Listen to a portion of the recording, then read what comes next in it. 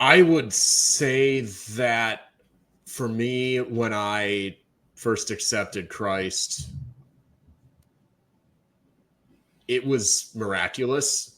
Like regeneration was a reality that I felt because I went from hopelessness and emptiness to the exact opposite. It was impossible. I didn't think that could happen again. And that might be like that was now certainly, in this life you will have many troubles. So it wasn't a fairy tale forever in that sense, but it was at first, that first love, that first reality. And in a way, it never really stopped. Like I can't literally, if Christ were not real, if the faith were not real, like my entire life would, little pockets would hang on here and there. And I'd have moments where I'd still be able to, things that have earthly components, but there would no longer be any broader meaning.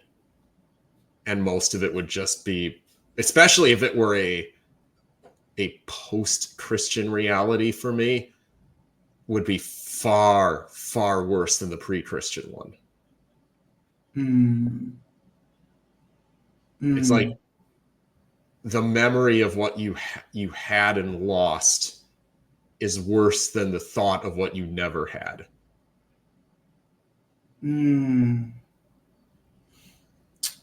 Okay. And I think that's why, from a Christian perspective, apostasy or leaving the faith is the most terrible condition you can ever be in. Now that's interesting because that's the conclusion of Lewis's essay on this. He says that, well, what does all this matter? The ceaseless desire, the inconsolable secret, the yearning for beauty beyond beauty and love beyond love. It sounds very nice, but what does this mean? How does it actually impact our lives? And he says, it might not impact your life terribly, but what it does do is impact how you relate to your brother. Because their salvation is in some way contingent upon what you do. If there's someone in your life who doesn't know Christ, they're in real and substantial danger of being forever sent away from eternal beauty, eternal truth, eternal fulfillment of the human genius, right? So he kind of terrifyingly spells out the idea of hell.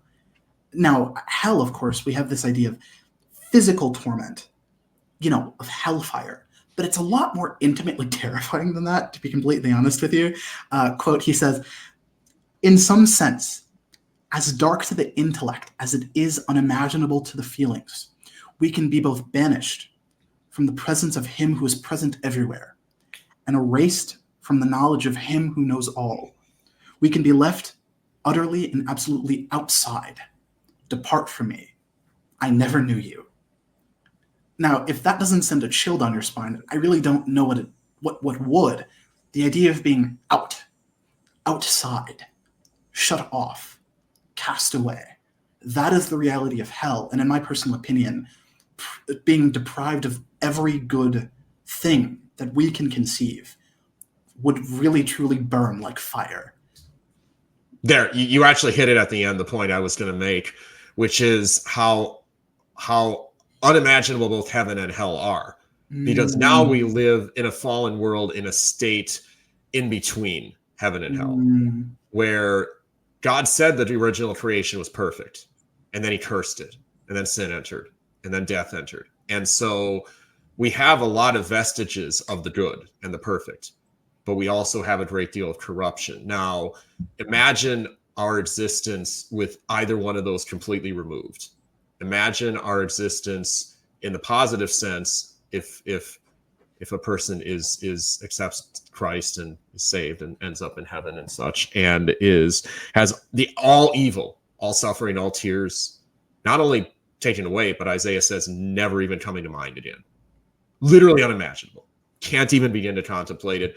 And the opposite is equally unimaginable, because even the most depraved society and the depraved people in history have gotten nowhere near the level of the absence of God, because God is the source of all good things. Literally everything. The very ability to function for 5 seconds as a human being in a way that is productive. Hitler functioned for large parts of his life. It was an evil goal, but he had gifts from God that he abused. In hell, you don't even have gifts, because those are good things. You don't have those anymore. I mean, there's a praise and worship song that's something to the effect of like, I can't breathe without the grace of God. Everything we are and everything we have is sustained by the Lord, and to be cut off from that is, can one imagine what that's even like? In some certain senses, there might not even be fire in hell, because fire gives heat and light, and both things are gifts from the Lord.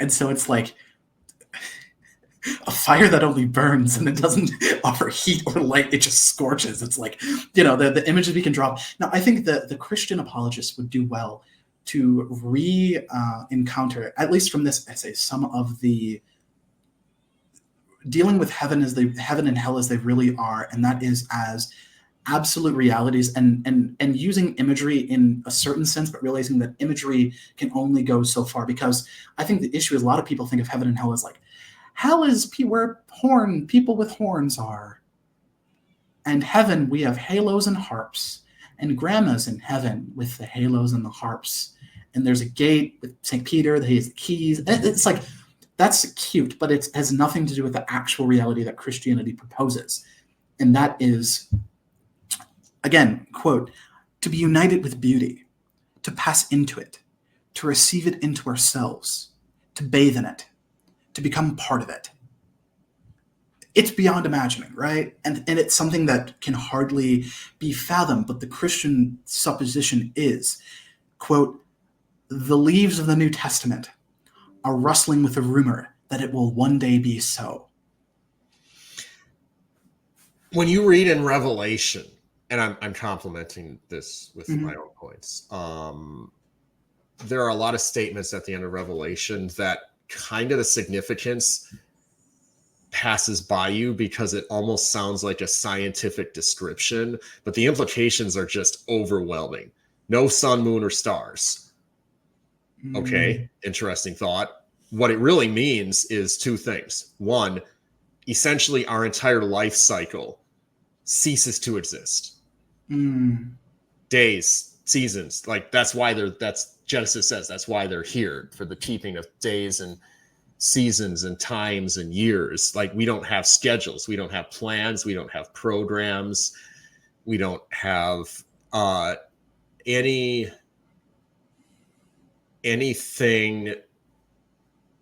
Like, that's our entire existence now, and that's okay. It's how God designed it. Like the program we're recording, I'm looking at the time it's recording for.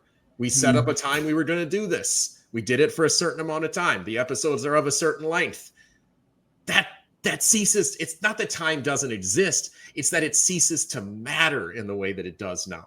That is literally unimaginable. That's the existence of people in heaven. God's glory will be the light.